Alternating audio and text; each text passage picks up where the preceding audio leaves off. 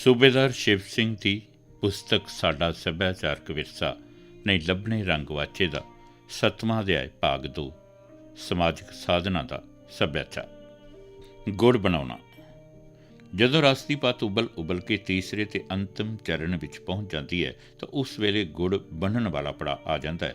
ਉਸ ਵੇਲੇ ਸੜਦੀ ਤੇ ਚੜੀ ਹੋਈ ਪੱਤ ਵਿੱਚੋਂ ਸੜਦੇ ਗੁੜ ਦੀ ਮਿੱਠੀ ਮਹਿਕ 4 ਚੁਫੇਰੇ ਦੂਰ ਤੱਕ ਪਹੁੰਚ ਕੇ ਸੰਬੰਧਿਤ ਲੋਕਾਂ ਦੇ ਗੁੜ ਖਾਣ ਨੂੰ ਜੀ ਕਰਦਾ ਹੋਣ ਕਰਕੇ ਮੂੰਹ ਵਿੱਚ ਪਾਣੀ ਆ ਜਾਂਦਾ ਹੈ ਤੇ ਉਸ ਘਰ ਨਾਲ ਪਿਆਰ ਰੱਖਣ ਵਾਲੇ ਵੇਲਣੇ ਵਗਦੇ ਵੱਲ ਖਿੱਚੇ ਚਲੇ ਜਾਂਦੇ ਹਨ।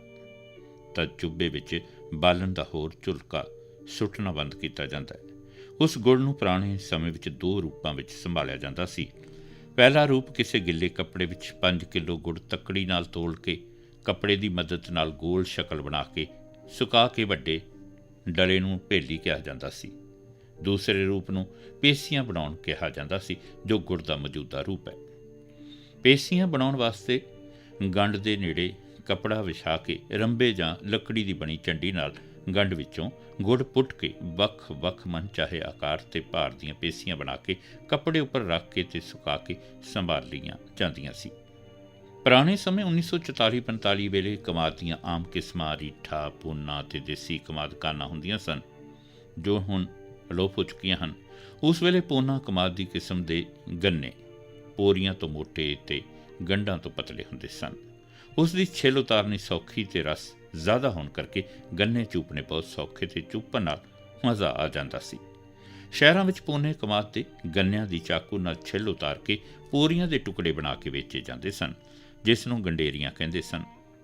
ਕਮਾਦ ਦੀ ਸਾਰੀਆਂ ਫਸਲਾਂ ਵਿੱਚੋਂ ਸਿਰਫ ਇੱਕੋ ਇੱਕ ਫਸਲ ਹੈ ਜੋ ਆਪਣੀ ਗੰਢ ਉੱਤੇ ਬਣੀ ਅੱਖ ਸਮੇਤ 2-3 ਪੋਰੀਆਂ ਨੂੰ ਮਿੱਟੀ ਵਿੱਚ ਦੱਬ ਕੇ ਬੀਜਿਆ ਤੇ ਉਗਾਇਆ ਜਾਂਦਾ ਹੈ। ਬਾਕੀ ਸਭ ਫਸਲਾਂ ਬੀਜ ਰਾਹੀਂ ਹੀ ਬੀਜੀਆਂ ਤੇ ਉਗਾਈਆਂ ਜਾਂਦੀਆਂ ਹਨ।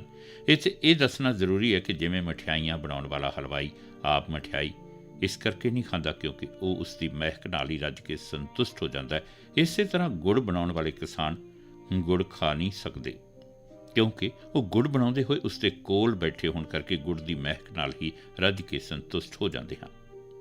1944-45 ਈਸਵੀ ਵੇਲੇ ਖੰਡ ਦੀ ਕੀਮਤ 2 ਆਨੇ ਸੇਰ ਯਾਨੀ ਕਿਲੋ ਤੇ ਗੁੜ 2 ਪੈਸੇ ਸੇਰ ਕਿਲੋਗ੍ਰਾਮ ਤੇ ਸ਼ੱਕਰ 3 ਪੈਸੇ ਸੇਰ ਵਿਕਦੀ ਹੁੰਦੀ ਸੀ।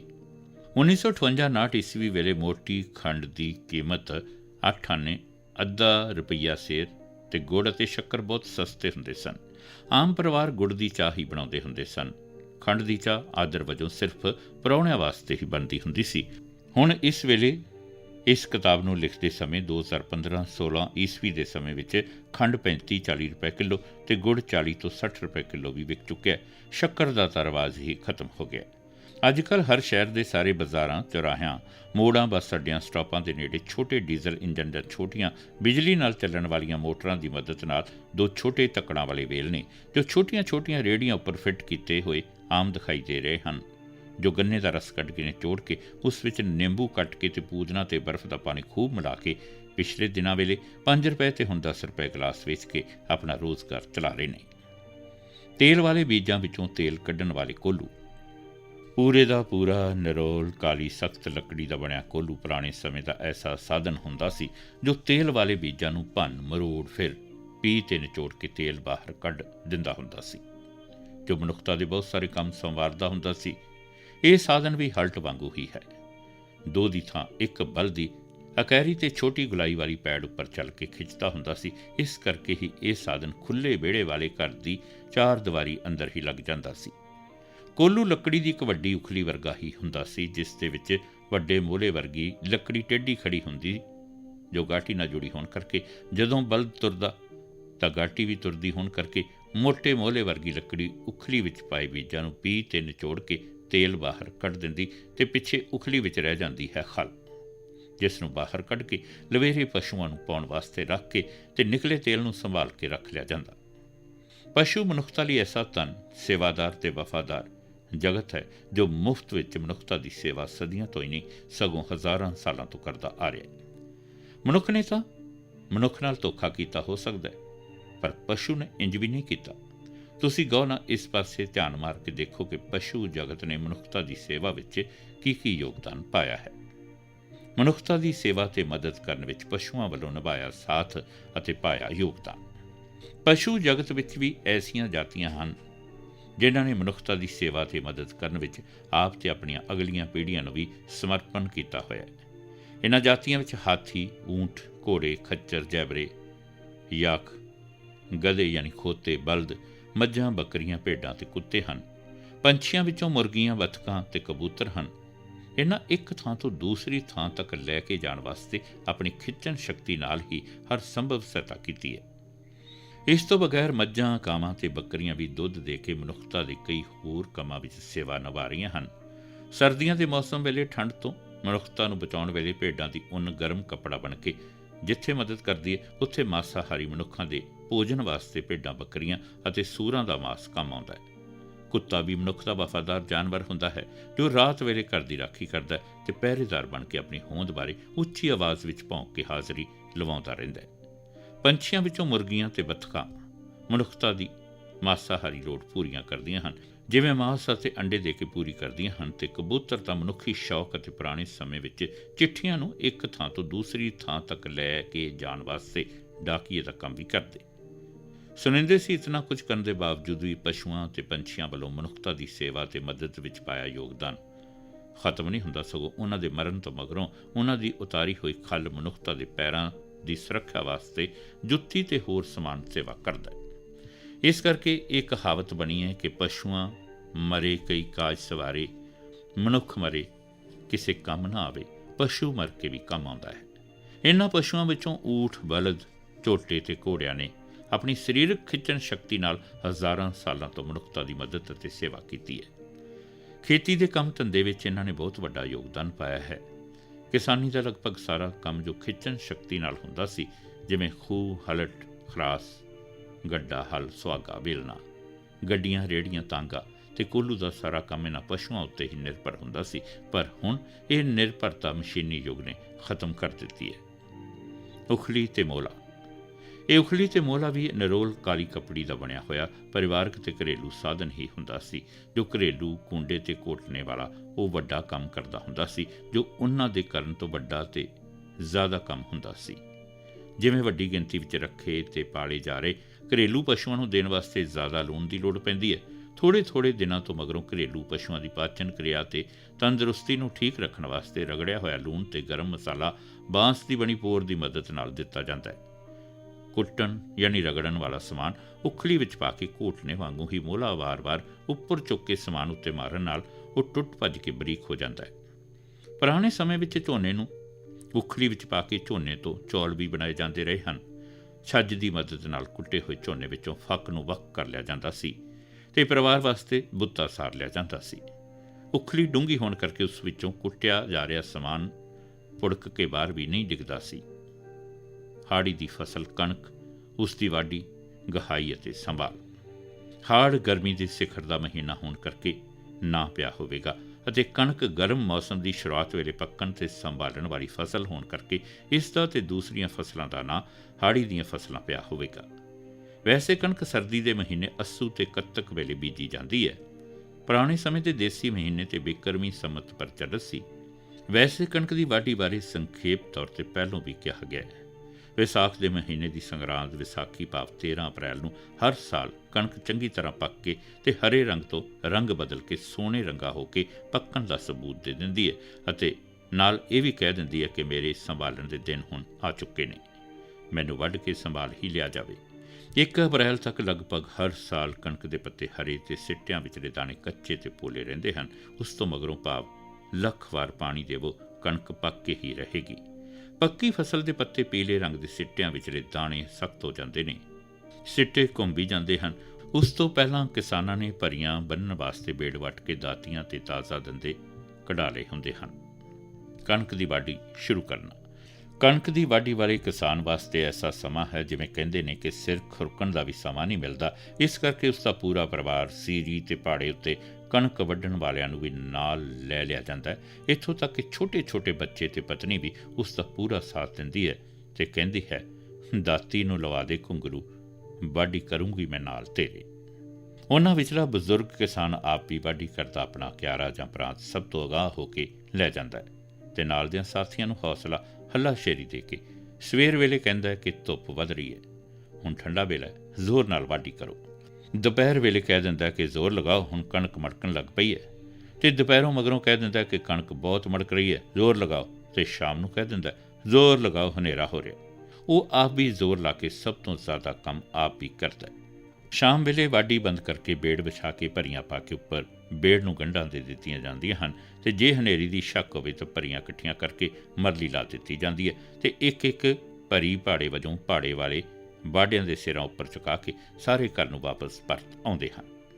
ਵੈਰਾਨੀ ਯਾਨੀ ਦੂਰ ਵਾਲੇ ਅਤੇ ਪਾਣੀ ਹੇਠਲੇ ਰਕਬੇ ਵਿੱਚੋਂ ਵੀ ਕਣਕ ਅਤੇ ਛੋਲਿਆਂ ਦੇ ਬੇੜ ਰਿਆਂ ਵਾਲੀ ਪੂਰੀ ਫਸਲ ਕੱਟ ਕੇ ਭਰੀਆਂ ਨੂੰ ਗੱਡਿਆਂ ਦੀ ਮਦਦ ਨਾਲ ਜਾਂ ਸਿਰ ਉੱਪਰ ਰੱਖ ਕੇ ਸਾਰੀਆਂ ਭਰੀਆਂ ਨੂੰ ਉੱਥੇ ਇਕੱਠੀਆਂ ਕਰਕੇ ਮਰਲੀ ਲਾਈ ਜਾਂਦੀ ਹੈ, ਜਿੱਥੇ ਪਿੜ ਬਣਾਉਣ ਦਾ ਇਰਾਦਾ ਹੋਵੇ। ਕਿਸਾਨ ਦੀ ਪਤਨੀ ਭਾਵ ਜੱਟੀ ਵੱਲੋਂ ਪੱਤਾ ਰੋਟੀ ਲੈ ਕੇ ਜਾਣਾ। ਪੁਰਾਣੇ ਸਮੇਂ ਵਿੱਚ ਪਿੰਡ ਤੋਂ ਬਹੁਤ ਦੂਰ ਵਾਲੇ ਬਿਰਾਨੀ ਖੇਤਾਂ ਵਿੱਚ ਕਿਸਾਨ ਜਦੋਂ ਖੇਤ ਨੂੰ ਸੰਵਾਰਨ ਵਾਸਤੇ ਹਲ ਵਾਹੁਣ ਜਾਂਦਾ, ਫਸਲ ਬੀਜਣ ਜਾਂ ਗੁੱਡਣ ਜਾਂਦਾ ਜਾਂ ਸੰਭਾਲਣ ਵਾਸਤੇ ਵਾਢੀ ਕਰਨ ਜਾਣ ਤੋਂ ਪਹਿਲਾਂ ਪਤਨੀ ਨੂੰ ਦੱਸ ਜਾਂਦਾ ਸੀ ਕਿ ਮੈਂ ਕਿਸ ਖੇਤ ਵਿੱਚ ਕੰਮ ਕਰਦਾ ਹੋਵਾਂਗਾ ਅਤੇ ਮੇਰੀ ਰੋਟੀ ਉੱਥੇ ਆਵੇ। ਤਦ ਉਸ ਦੀ ਪਤਨੀ ਜਦੋਂ ਰੋਟੀ ਲੈ ਕੇ ਜਾਂਦੀ ਹੁੰਦੀ ਸੀ, ਉਸ ਨੂੰ ਹੀ ਪੱਤਾ ਲੈ ਕੇ ਗਈ ਕਿਹਾ ਜਾਂਦਾ ਸੀ। ਹੁਣ ਇਹ ਪੱਤਾ ਸੱਭਿਆਚਾਰ ਲਗਭਗ ਅਲੋਪ ਹੋ ਚੁੱਕਿਆ ਹੈ।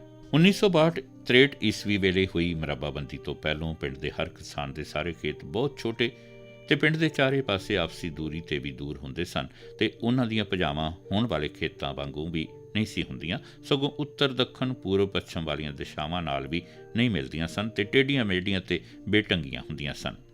ਪਤਨੀ ਨੂੰ ਉਹ ਸਾਰੇ ਖੇਤ ਪਹਿਲੋਂ ਹੀ ਦਿਖਾਏ ਹੋਏ ਹੁੰਦੇ ਸਨ, ਅਤੇ ਉਹਨਾਂ ਖੇਤਾਂ ਦੇ ਵੱਖ-ਵੱਖ ਨਾਂ ਵੀ ਰੱਖੇ ਹੋਏ ਹੁੰਦੇ ਸੀ। ਕਿਸਾਨ ਦੀ ਪਤਨੀ ਰੋਟੀ ਪਕਾ ਕੇ ਛਾਬੇ ਵਿੱਚ ਰੱਖਣ ਵੇਲੇ ਪੋਣੇ ਵਿੱਚ ਲਪੇਟ ਕੇ ਰੱਖਦੀ, ਅਤੇ ਉਸ ਦੇ ਉੱਪਰ ਦਹੀਂ ਵਾਲਾ ਕੁੱਜਾ, ਕੌਲੀਆਂ, ਕੌਲ, ਛੰਨੇ ਜਾਂ ਗਲਾਸ, ਹੋਰ ਵਾਧੂ ਰਗੜਿਆ ਹੋਇਆ ਲੂਣ, ਮਿਰਚ, ਕੜਛੀ, ਗੰਢਾ ਅਤੇ ਅਚਾਰ ਆਪ ਵੀ ਸੱਜ ਧੱਜ ਸੰਵਾਰ ਹੋ ਕੇ ਪਹਿਲੋਂ ਸਿਰ ਉੱਤੇ ਲਈ ਹੋਈ ਲਾਲ ਰੰਗ ਦੀ ਫੁਲਕਾਰੀ ਉੱਪਰ ਇਹਨੂੰ ਯਾਨੀ ਬਿੰਨੂ ਰੱਖ ਕੇ ਉਸ ਉੱਪਰ ਲੱਸੀ ਵਾਲਾ ਵੱਡਾ ਕੁੱਜਾ ਰੱਖ ਉਸ ਦੇ ਉੱਪਰ ਰੋਟੀਆਂ ਵਾਲਾ ਛਾਬਾ ਟਿਕਾ ਕੇ ਮਟਕ ਨਾਲ ਜਾਂਦੀ ਸੀ, ਅਤੇ ਸਿਰ ਉੱਪਰ ਰੱਖਿਆ ਹੋਇਆ ਪੱਤੇ ਵਾਲਾ ਪੂਰਾ ਸਮਾਨ ਹੱਥ ਨਾਲ ਫੜਿਆ ਨਹੀਂ ਹੁੰਦਾ ਸੀ, ਸਗੋਂ ਉਸ ਨੂੰ ਅਡੋਲ ਰੱਖ ਕੇ ਜੱਟੀ ਆਪਣੀਆਂ ਬਾਹਾਂ ਹੇਠਾਂ ਵੱਲ ਲਮਕਾ ਕੇ ਆਪ ਵੀ ਅਡੋਲ ਤੁਰਦੀ ਹੁੰਦੀ ਸੀ।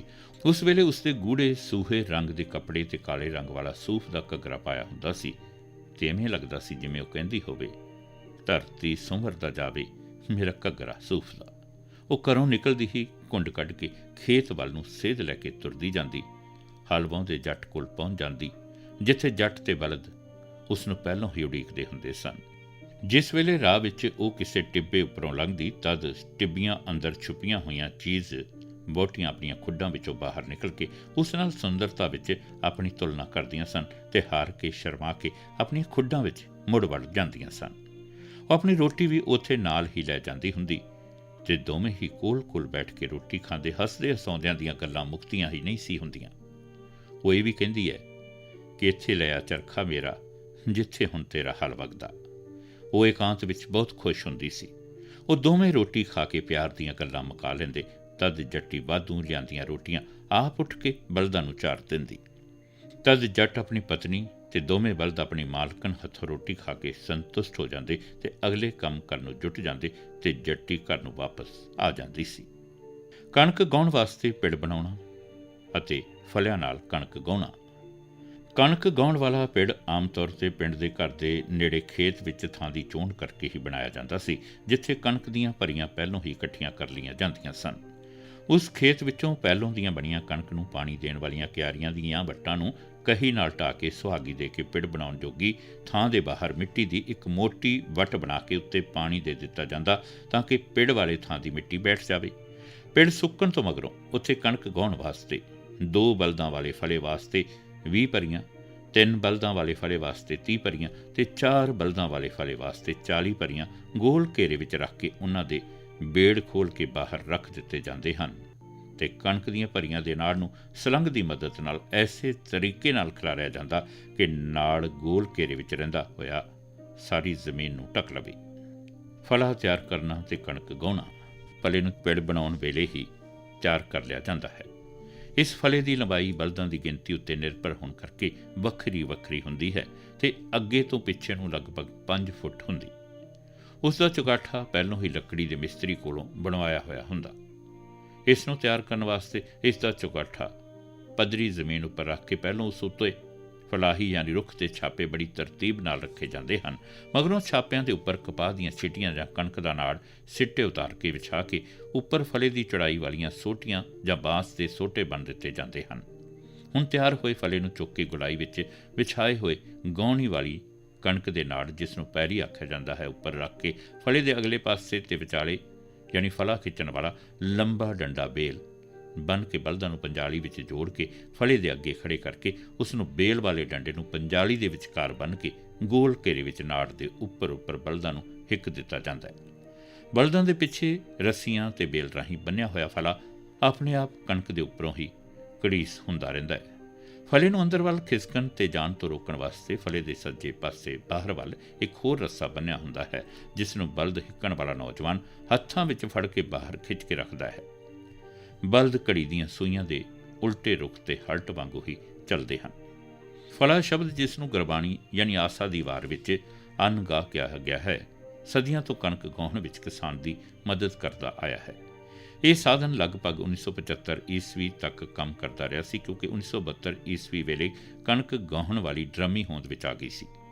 1977-78 ਈਸਵੀ ਤੱਕ ਕਣਕ ਗਾਉਣ ਵਾਲੀ ਥ੍ਰੈਸ਼ਰ, 1980-82 ਤੱਕ ਫਰਾਟਾ ਤੇ 1985 ਈਸਵੀ ਤੱਕ ਹੜੰਬਾ ਸਾਧਨ ਤਿਆਰ ਹੋ ਗਏ ਸਨ। 1986-87 ਈਸਵੀ ਵੇਲੇ ਕੰਬਾਈਨ ਤਿਆਰ ਹੋ ਕੇ ਖੇਤਾਂ ਵਿੱਚ ਪਹੁੰਚ ਗਈ ਸੀ, ਜੋ ਹੁਣ ਵੀ ਕਣਕ ਨੂੰ ਜਲਦੀ ਸੰਭਾਲਣ ਵਿੱਚ ਲੱਗੀ ਹੋਈ ਹੈ। ਇਹ ਸਾਰੀ ਮਸ਼ੀਨਰੀ ਪਹਿਲ ਪੰਜਾਬ ਵਿੱਚ ਹੀ ਹੋਂਦ ਵਿੱਚ ਆਈ ਸੀ ਤੇ ਭਾਰਤ ਦੇ ਦੂਸਰੇ ਸੂਬਿਆਂ ਵਿੱਚ ਮਗਰੋਂ ਪਹੁੰਚੀ ਸੀ। ਫਲੇ ਵਾਲੇ ਬਲਦਾਂ ਨੂੰ ਹਿੱਕਣ ਵਾਲਾ ਨੌਜਵਾਨ ਵਿਛਾਈ ਹੋਈ ਪੈਲੀ ਦੇ ਬਾਹਰ ਸੱਜੇ ਹੱਥ ਵੱਲ ਹੀ ਤੁਰਦਾ ਹੁੰਦਾ ਸੀ।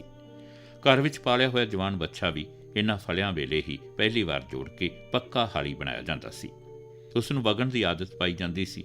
ਜਦੋਂ ਫਲੇ ਨਾਲ ਪੈਲੀ ਦੇ ਉੱਪਰਲਾ ਨਾੜ ਟੁੱਟ ਭੱਜ ਕੇ ਬਰੀਕ ਹੋ ਜਾਂਦਾ, ਤਦ ਉਸ ਨੂੰ ਸਲੰਗ ਨਾਲ ਪਲਟਾਇਆ ਜਾਂਦਾ ਸੀ, ਜਿਸ ਨੂੰ ਪੁੱਟ ਦੇਣਾ ਕਹਿੰਦੇ ਸੀ। ਪੈਲੀ ਨੂੰ ਪੁੱਟ ਦੇਣਾ, ਪੈਲੀ ਨੂੰ ਪੁੱਟਣ ਪਲਟਾਉਣ ਦਾ ਕੰਮ ਦੋ ਕਿਸਾਨ ਮਿਲ ਕੇ ਸਲੰਗ ਦੀ ਮਦਦ ਨਾਲ ਕਰਦੇ ਹੁੰਦੇ ਸਨ। ਸਲੰਗ ਨਾਲ ਬਰੀਕ ਹੋਏ ਪੈਲੀ ਦੇ ਨਾੜ ਨੂੰ ਹੇਠਾਂ ਵੱਲ ਤੇ ਹੇਠਲੇ ਲੰਬੇ ਨਾੜ ਨੂੰ ਉੱਪਰ ਵੱਲ ਕਰੀ ਜਾਂਦੇ ਗੇੜਾ ਲਾਉਂਦੇ ਹੁੰਦੇ ਸਨ। ਸ਼ਾਮ ਤੱਕ ਸਲੰਗ ਨਾਲ 2-3 ਫੁੱਟਾਂ ਤੇ ਮਗਰੋਂ ਤੰਗਲੀ ਨਾਲ ਵੀ 3 ਕੁ ਫੁੱਟਾਂ ਦੇ ਕੇ ਨਾੜ ਦੀ ਤੂੜੀ ਬਣ ਹੀ ਜਾਂਦੀ ਤੇ ਸਿੱਟਿਆਂ ਵਿੱਚੋਂ ਦਾਣੇ ਨਿਕਲ ਹੀ ਆਉਂਦੇ ਸਨ, ਜਿਨ੍ਹਾਂ ਨੂੰ ਦੇਖ ਕੇ ਫਲਾ ਬੰਦ ਕਰਕੇ ਬਾਹਰ ਕੱਢ ਦਿੱਤਾ ਜਾਂਦਾ ਸੀ ਤੇ ਪਸ਼ੂ ਪੰਜਾਲੀ ਵਿੱਚੋਂ ਕੱਢ ਕੇ ਬਾਹਰ ਬੰਨ੍ਹ ਦਿੱਤੇ ਜਾਂਦੇ ਸਨ। ਪਸ਼ੂਆਂ ਨੂੰ ਦੁਪਹਿਰ ਵੇਲੇ ਵੀ ਪੰਜਾਲੀ ਵਿੱਚੋਂ ਕੱਢ ਕੇ ਇੱਕ ਵਾਰ ਪਾਣੀ ਪਿਲਾਇਆ ਜਾਂਦਾ ਸੀ ਤੇ ਸ਼ਾਮ ਨੂੰ ਫਿਰ ਪਾਣੀ ਪਿਲਾ ਕੇ ਖੁਰਲੀ ਉੱਪਰ ਬੰਨ੍ਹ ਕੇ ਚਾਰਾ ਪਾ ਦਿੱਤਾ ਜਾਂਦਾ ਸੀ। ਉਹਨਾਂ ਦਿਨਾਂ ਵਿੱਚ ਅੱਜ ਕੱਲ੍ਹ ਨਾਲੋਂ ਜ਼ਿਆਦਾ ਗਰਮੀ ਪੈਂਦੀ ਹੁੰਦੀ ਸੀ, ਇਸ ਲਈ ਗਰਮੀ ਦੀ ਮਾਰ ਵਿੱਚ ਆ ਚੁੱਕੇ ਬਲਦਾਂ ਨੂੰ ਆਟੇ ਨੂੰ ਪਾਣੀ ਵਿੱਚ ਮਿਲਾ ਕੇ ਖੋਰ ਕੇ ਪਾਣਾ ਪਿਲਾਇਆ ਜਾਂਦਾ ਸੀ ਤੇ ਗਰਮੀ ਵਿੱਚ ਆਏ ਕਿਸਾਨ ਨੂੰ ਕੱਚੀ ਲੱਸੀ, ਜੋ ਕੱਚੇ ਦੁੱਧ ਤੇ ਠੰਡਾ ਪਾਣੀ ਮਿਲਾ ਕੇ ਵਿੱਚ ਲੂਣ ਖੋਰ ਕੇ ਬਣਾਈ ਤੇ ਪਿਲਾਈ ਜਾਂਦੀ ਸੀ, ਜਾਂ ਸੱਤੂ, ਜੋ ਜੌਂਆਂ ਦੇ ਆਟੇ ਨੂੰ ਠੰਡੇ ਪਾਣੀ ਵਿੱਚ ਖੋਰ ਕੇ ਬਣਾਇਆ ਤੇ ਪਿਲਾਇਆ ਜਾਂਦਾ ਸੀ ਤੇ ਸ਼ੱਕਰ ਘਿਓ ਮਿਲਾ ਕੇ ਖਾਣ ਵਾਸਤੇ ਦਿੱਤਾ ਜਾਂਦਾ ਸੀ, ਜੋ ਘਰੇਲੂ ਇਲਾਜ ਹੀ ਹੁੰਦਾ ਸੀ। ਉਹਨਾਂ ਦਿਨਾਂ ਵਿੱਚ ਪਿੰਡਾਂ ਵਿੱਚ ਹਿਕਮਤ ਦੇ ਮਾਹਰ ਹਕੀਮ ਹੀ ਡਾਕਟਰ ਹੁੰਦੇ ਸਨ। ਸਿਰਫ ਗਲੂਕਨ, ਜੋ ਗੁਲਾਬ ਦੇ ਫੁੱਲਾਂ ਤੋਂ ਬਣਦੀ ਸੀ, ਤੇ ਇੱਕ ਪੁੜੀ, ਜੋ ਦੇਸੀ ਦਵਾ ਹੁੰਦੀ ਸੀ, ਦੋਨੋਂ ਹੀ ਸਾਰੀਆਂ ਬਿਮਾਰੀਆਂ ਦਾ ਇੱਕੋ ਹੀ ਦਵਾਈ ਇਲਾਜ ਕਰ ਦਿੰਦੀ ਸੀ, ਜਾਂ ਬਨਕੱਸੇ ਦਾ ਕਾੜਾ ਬਣਾ ਕੇ ਪਿਲਾ ਦਿੱਤਾ ਜਾਂਦਾ ਸੀ। ਪੈਲੀ ਇਕੱਠੀ ਕਰਕੇ ਧੜ ਬਣਾਉਣੀ। ਕਣਕ ਦੇ ਨਾੜ ਤੋਂ ਫਲੇ ਤੇ ਪਸ਼ੂਆਂ ਦੇ ਖੂਰਾਂ ਨਾਲ ਤੂੜੀ ਬਣ ਚੁੱਕੀ ਪੈਲੀ ਨੂੰ ਸ਼ਾਮ ਵੇਲੇ ਮਿੱਟੀ ਦੀਆਂ ਵੱਟਾਂ ਬਣਾਉਣ ਵਾਲੇ ਜਿੰਦਰੇ ਨਾਲ ਪਿੜ ਦੇ ਵਿਚਕਾਰ ਪਏ ਗੋਲ ਖਾਲੀ ਥਾਂ ਜਾਂ ਪਿੜ ਦੇ ਕਿਸੇ ਖੂੰਜੇ 'ਤੇ ਇਕੱਠੀ ਕਰ ਦਿੱਤੀ ਜਾਂਦੀ, ਤਾਂ ਕਿ ਅਗਲੇ ਦਿਨ ਵਾਸਤੇ ਕਣਕ ਦੀਆਂ ਹੋਰ ਭਰੀਆਂ ਗਾਉਣ ਵਾਸਤੇ ਥਾਂ ਬਣ ਸਕੇ। ਇਸ ਤਰ੍ਹਾਂ ਲਗਾਤਾਰ ਫਲਾਂ ਤੇ ਪਸ਼ੂਆਂ ਦੀਆਂ ਖੁਰਾਂ ਨਾਲ ਕਣਕ ਦੀਆਂ ਤੇ ਬੇਰੜੇ ਦੀਆਂ ਸਾਰੀਆਂ ਭਰੀਆਂ ਵੱਖੋ ਵੱਖ ਗਾਹ ਕੇ ਵੱਖੋ ਵੱਖ ਧੜਾ ਬਣਾ ਕੇ ਉਹਨਾਂ ਨੂੰ ਛਜਲੀਆਂ ਦੀ ਮਦਦ ਨਾਲ ਤੂੜੀ ਤੇ ਦਾਣੇ ਵੱਖ ਵੱਖ ਕਰਨ ਦਾ ਵੇਲਾ ਆ ਜਾਂਦਾ। ਉਹਨਾਂ ਪੁਰਾਣੇ ਵੇਲਿਆਂ ਲਗਭਗ 1980 ਤੋਂ 1985 ਤੱਕ ਵਿੱਚ ਜ਼ਿਆਦਾ ਗਰਮੀ ਪੈਣ ਕਰਕੇ ਸ਼ਾਮ ਨੂੰ ਖਾਸ ਕਰਕੇ ਪੱਛਮ ਵੱਲੋਂ ਤੇਜ਼ ਗਤੀ ਵਾਲੀ ਕਾਲੀ ਬੋਲੀ ਹਨੇਰੀ ਅਚਾਨਕ ਆ ਜਾਂਦੀ ਸੀ, ਜੋ ਕਣਕ ਦੀਆਂ ਭਰੀਆਂ ਨੂੰ ਰੇੜ ਕੇ ਇੱਕ ਖੇਤ ਦੀਆਂ ਭਰੀਆਂ ਨੂੰ ਦੂਸਰੇ ਤੇ ਗੁਆਂਢੀਆਂ ਦੇ ਖੇਤ ਵਿੱਚ ਤੇ ਉਹਨਾਂ ਦੀਆਂ ਭਰੀਆਂ ਨੂੰ ਹੋਰ ਅਗਲੇ ਖੇਤ ਵਿੱਚ ਲੈ ਜਾਂਦੀ ਹੁੰਦੀ ਸੀ। ਇਸ ਕਰਕੇ ਭਰੀਆਂ ਨੂੰ ਚਿਣ ਕੇ ਇੱਕ ਢੇਰ ਦੇ ਰੂਪ ਮਰਲੀ ਲਾਉਣੀ ਪੈਂਦੀ ਸੀ, ਤਾਂ ਕਿ ਕਿਸੇ ਗੁਆਂਢੀ ਨਾਲ ਕਲੇਸ਼ ਨਾ ਪਵੇ ਤੇ ਕਣਕ ਦੇ ਇਕੱਠੇ ਕੀਤੇ ਗਾਹ ਵਾਲੀ ਧੜ ਨੂੰ ਵੀ ਸਲਵਾੜ ਦੇ ਪੂਲਿਆਂ ਜਾਂ ਸਿਰਕਿਆਂ ਨਾਲ ਢੱਕਣਾ ਪੈਂਦਾ ਸੀ, ਤਾਂ ਕਿ ਬਣਿਆ ਬਣਾਇਆ ਗਾਹ ਹੁਣ ਤੇਜ਼ ਗਤੀ ਵਾਲੀ ਹਨੇਰੀ ਨਾਲ ਉੱਡ ਨਾ ਜਾਵੇ। ਛਜਲੀ ਦੀ ਮਦਦ ਨਾਲ ਗਾਹ ਦੇ ਦਾਣੇ ਤੇ ਤੂੜੀ ਵੱਖੋ ਵੱਖ ਕਰਨੇ। ਛੱਜ ਜਾਂ ਛਜਲੀ ਸਲਵਾੜ ਦੇ ਕਾਨਿਆਂ ਤੇ ਤੀਲਾਂ ਨੂੰ ਲੋਹੇ ਦੀ ਤਾਰ ਦੀ ਮਦਦ ਨਾਲ ਜੋੜ ਕੇ ਬਹੁਤ ਹੀ ਤਕਨੀਕ ਨਾਲ ਬਣਾਇਆ ਹੋਇਆ ਸਾਧਨ ਹੁੰਦਾ ਸੀ ਜੋ ਦਾਣੇ ਛੱਟਣ ਅਤੇ ਤੂੜੀ ਦੇ ਦਾਣਿਆਂ ਨੂੰ ਚਲਦੀ ਹਵਾ ਦੀ ਮਦਦ ਨਾਲ ਵੱਖੋ ਵੱਖ ਕਰ ਦਿੰਦਾ ਸੀ। ਇਸ ਦੇ ਛੋਟੇ ਆਕਾਰ ਵਾਲੇ ਛੱਜ ਤੇ ਵੱਡੇ ਆਕਾਰ ਵਾਲੇ ਨੂੰ ਛੱਜਲੀ ਕਹਿੰਦੇ ਸਨ। ਇਹ 3 ਪਾਸਿਆਂ ਤੋਂ ਬੰਦ ਤੇ ਅਗਲੇ ਪਾਸੇ ਤੋਂ ਖੁੱਲ੍ਹਾ ਹੁੰਦਾ ਸੀ। ਕਣਕ ਦੇ ਗਾਹ ਵਿੱਚੋਂ ਤੂੜੀ ਦੇ ਦਾਣੇ ਵੱਖ ਕਰਨ ਵਾਸਤੇ ਪਹਿਲਾਂ ਚਲਦੀ ਹਵਾ ਦਾ ਰੁਖ ਦੇਖ ਕੇ ਕਿ ਇਹ ਇਸ ਵੇਲੇ ਕਿਸ ਦਿਸ਼ਾ ਤੋਂ ਕਿਸ ਦਿਸ਼ਾ ਵੱਲ ਨੂੰ ਚੱਲ ਰਹੀ ਹੈ। ਆਮ ਤੌਰ 'ਤੇ ਹਵਾ ਪੱਛਮ ਤੋਂ ਪੂਰਬ ਵੱਲ ਨੂੰ ਹੀ ਚੱਲਦੀ ਹੁੰਦੀ ਸੀ ਤਾਂ ਧੜ ਤੋਂ ਗਾਹ ਦੀ ਛੱਜਲੀ ਭਰ ਕੇ ਖੱਬੇ ਹੱਥ ਉੱਪਰ ਰੱਖ ਕੇ ਹੱਥ ਨੂੰ ਸਿੱਧਾ ਉੱਪਰ ਕਰ ਤੇ ਸੱਜੇ ਹੱਥ ਨਾਲ ਛੱਜਲੀ ਨੂੰ ਸੱਜੇ ਪਾਸੇ ਤੋਂ ਫੜੋ ਤੇ ਐਸੇ ਥਾਂ 'ਤੇ ਖੜੇ ਹੋ ਜਾਈਦਾ ਸੀ ਜਿੱਥੋਂ ਹਵਾ ਨਾਲ ਉੱਡਦੀ ਤੂੜੀ ਨੂੰ ਜ਼ਮੀਨ ਉੱਪਰ ਡਿੱਗਣ ਵਾਸਤੇ ਕਾਫੀ ਤੇ ਲੰਬੀ ਥਾਂ ਮਿਲ ਸਕੇ। ਉੱਥੇ ਛੱਜਲੀ ਵਾਲਾ ਕਿਸਾਨ ਆਪਣੇ ਸਰੀਰ ਦੀ ਪਿਛਾੜੀ ਨੂੰ ਪੱਛਮ ਵੱਲ ਤੇ ਮੂੰਹ ਪੂਰਬ ਦਿਸ਼ਾ ਵੱਲ ਕਰਕੇ ਛੱਜਲੀ ਅੱਗੇ ਵੱਲੋਂ ਨੀਵੀਂ ਕਰਕੇ ਸੱਜੇ ਹੱਥ ਨਾਲ ਥੋੜ੍ਹਾ ਥੋੜ੍ਹਾ ਤੇ ਵਾਰ-ਵਾਰ ਹਿਲਾਵੇ, ਜਿਸ ਕਰਕੇ ਹੇਠਾਂ ਡਿੱਗਦੀ ਰਹੀ ਗਾਹ ਵਿੱਚੋਂ ਦਾਣੇ ਤਾਂ ਭਾਰੇ ਹੋਣ ਕਰਕੇ ਨੇੜੇ ਹੀ ਪਰ ਤੂੜੀ ਹਲਕੀ ਹੋਣ ਕਰਕੇ ਹਵਾ ਦੇ ਧੱਕੇ ਨਾਲ ਦੂਰ ਡਿੱਗੇ ਤੇ ਕਿਸਾਨ ਤੰਗਲੀ ਦੀ ਮਦਦ ਨਾਲ ਥੋੜ੍ਹੇ ਚਿਰ ਪਿੱਛੋਂ ਤੂੜੀ ਨੂੰ ਦਾਣਿਆਂ ਤੋਂ ਦੂਰ ਕਰਦਾ ਰਹੇ। ਇਸ ਤਰ੍ਹਾਂ ਕਰਦੇ ਹੀ ਰਹਿਣ ਨਾਲ ਪੂਰੀ ਧੜ ਨੂੰ ਹਵਾ ਦੀ ਮਦਦ ਨਾਲ ਉਡਾ ਕੇ ਖਤਮ ਕਰਕੇ ਤੂੜੀ ਨੂੰ 4 ਚੁਫੇਰੇ ਤੋਂ ਇਕੱਠੀ ਕਰਕੇ ਸਿਰਕੀ ਜਾਂ ਕਾਨਿਆਂ ਦੀਆਂ ਪੂਲੀਆਂ ਨਾਲ ਹਨੇਰੀ ਦੇ ਕਰਕੇ ਢੱਕ ਦੇਵੋ ਅਤੇ ਕਣਕ ਦੀਆਂ ਕੁੰਡੀਆਂ ਨਾਲ ਮਿਲੇ ਦਾਣਿਆਂ, ਜਿਸ ਨੂੰ ਸੈਂਡ ਕਹਿੰਦੇ ਸਨ, ਨੂੰ ਤੰਗਲੀ ਨਾਲ ਥੋੜ੍ਹੀ ਜਗ੍ਹਾ 'ਚ ਖਿਲਾਰ ਕੇ ਉਸ ਉੱਪਰ ਬਲਦਾਂ ਨੂੰ ਇਸ ਕਰਕੇ ਘੁਮਾਇਆ ਜਾਂਦਾ ਸੀ ਜਿਸ ਨਾਲ ਬਲਦਾਂ ਦੇ ਖੁਰਾਂ ਰਾਹੀਂ ਕੁੰਡੀਆਂ ਹੋਰ ਬਰੀਕ ਹੋ ਜਾਣ ਤੇ ਬਚੇ ਖੁਚੇ ਸਿੱਟਿਆਂ ਵਿੱਚੋਂ ਦਾਣੇ ਬਾਹਰ ਆ ਸਕਣ। ਇੰਜ ਬਲਦਾਂ ਦੇ ਘੁਮਾ ਨਾਲ ਦਾਣਿਆਂ ਸੈਂਡ ਉੱਪਰ ਤੁਰਨ ਨੂੰ ਮੇੜਾ ਪਾਉਣੀਆਂ ਕਹਿੰਦੇ ਹੁੰਦੇ ਸੀ। ਉਸ ਤੋਂ ਮਗਰੋਂ ਪੂਰਾ ਸੈਂਡ ਫਿਰ ਛੱਜਲੀ ਨਾਲ ਪਹਿਲੇ ਵਾਂਗੂ ਹੀ ਦਾਣਿਆਂ ਤੇ ਕੁੰਡੀਆਂ ਨੂੰ ਵੱਖ ਕਰਨ ਵਾਸਤੇ ਉਡਾਇਆ ਜਾਂਦਾ ਸੀ। ਇਸ ਵੇਲੇ ਇੱਕ ਕਿਸਾਨ ਹੱਥ ਵਿੱਚ ਕੁਝ ਤੀਲੇ ਫੜ ਕੇ ਡਿੱਗਦੇ ਦਾਣਿਆਂ ਦੇ ਅੱਗੇ ਇਸ ਕਰਕੇ ਬੈਠਦਾ ਹੁੰਦਾ ਸੀ ਤਾਂ ਕਿ ਹੁਣ ਉਹਨਾਂ ਫੜੇ ਹੋਏ ਤੀਲਿਆਂ ਨਾਲ ਦਾਣਿਆਂ ਵਿੱਚ ਡਿੱਗਦੀ ਕੁੰਡੀ ਨੂੰ ਪਾਸੇ ਕੀਤਾ ਜਾ ਸਕੇ। ਦਾਣਿਆਂ ਤੇ ਤੂੜੀ ਜਾਂ ਕੁੰਡੀਆਂ ਦੇ ਵਿਚਕਾਰ ਵਾਲੀ ਲਾਈਨ ਨੂੰ ਦੰਦੀ ਕਿਹਾ ਜਾਂਦਾ ਸੀ। ਦਾਣਿਆਂ ਦੇ ਢੇਰ ਨੂੰ ਬੋਹਲ ਕਿਹਾ ਜਾਂਦਾ ਸੀ। ਦਾਣਿਆਂ ਦੇ ਬੋਹਲ ਨੂੰ ਖੱਦਰ ਦੀਆਂ ਖੇਸੀਆਂ, ਖੇਸਾਂ ਜਾਂ ਚਾਦਰਾਂ ਵਿੱਚ ਪੰਡਾਂ ਬੰਨ੍ਹ ਕੇ ਕਰ ਲਿਆ ਜਾਂਦਾ ਸੀ ਤੇ ਕੋਠੀਆਂ ਜਾਂ ਡਰਮਾਂ ਵਿੱਚ ਸੰਭਾਲ ਲਿਆ ਜਾਂਦਾ। ਪਿੜ ਦਾ ਕੰਮ ਨਿਬੇੜਨਾ। ਦਾਣਿਆਂ ਦੇ ਬੋਹਲ ਨੂੰ ਕਰ ਲੈ ਜਾ ਕੇ ਤੇ ਤੂੜੀ ਨੂੰ ਕੁੱਪਾਂ, ਮੂਸਲਾਂ ਜਾਂ ਸ਼ੈਡਾਂ ਵਿੱਚ ਸੰਭਾਲ ਕੇ ਹੁਣ ਵਾਰੀ ਆ ਜਾਂਦੀ ਹੈ ਫਲੇ ਨੂੰ ਉਧੇੜ ਕੇ ਉਸ ਦੇ ਛਾਪੇ ਤੇ ਛਿਟੀਆਂ ਨੂੰ ਬਾਲਣ ਵਾਸਤੇ ਵਰਤਿਆ ਜਾ ਸਕੇ। ਹੁਣ ਉਸ ਵਿੱਚ ਫਸੇ ਕਣਕ ਦੇ ਸਿੱਟਿਆਂ ਨੂੰ ਡੰਡੇ ਨਾਲ ਕੁੱਟ ਕੇ ਦਾਣੇ ਬਾਹਰ ਕੱਢ ਕੇ ਤੇ ਉਬਾਲ ਕੇ ਬਣੀਆਂ ਬੱਕਲੀਆਂ ਨੂੰ ਪਿੰਡ ਵਿੱਚ ਲਿਆ ਕੇ ਪੰਛੀਆਂ ਦੇ ਚੋਗੇ ਵਜੋਂ ਵਾਸਤੇ ਤੇ ਪਰਮਾਤਮਾ ਦੇ ਸ਼ੁਕਰਾਨੇ ਵਜੋਂ ਛਿੱਟਾ ਦੇ ਕੇ ਪਿੰਡ ਵਿੱਚ ਹੀ ਖਿਲਾਰ ਦਿੱਤਾ ਜਾਂਦਾ। ਪੰਛੀ ਚੁੱਕ ਕੇ ਚੋਗੇ ਵਜੋਂ ਖਾ ਜਾਂਦੇ ਅਤੇ ਪਿੰਡ ਨੂੰ ਕਿਸਾਨ ਮੱਥਾ ਵੀ ਟੇਕਦਾ ਹੁੰਦਾ ਸੀ। ਉਸ ਤੋਂ ਮਗਰੋਂ ਪਿੰਡ ਨੂੰ ਪਾਣੀ ਦੇ ਕੇ ਹਲ ਵਾਹ ਕੇ ਅਗਲੀ ਕੋਈ ਵੀ ਫਸਲ ਬੀਜ ਦਿੱਤੀ ਜਾਂਦੀ ਸੀ। ਪ੍ਰੋਗਰਾਮ ਦੇ ਅਗਲੇ ਹਿੱਸੇ ਵਿੱਚ ਅਸੀਂ ਗੱਲ ਕਰਾਂਗੇ ਤੂੜੀ ਦੀ ਸੰਭਾਲ ਬਾਰੇ।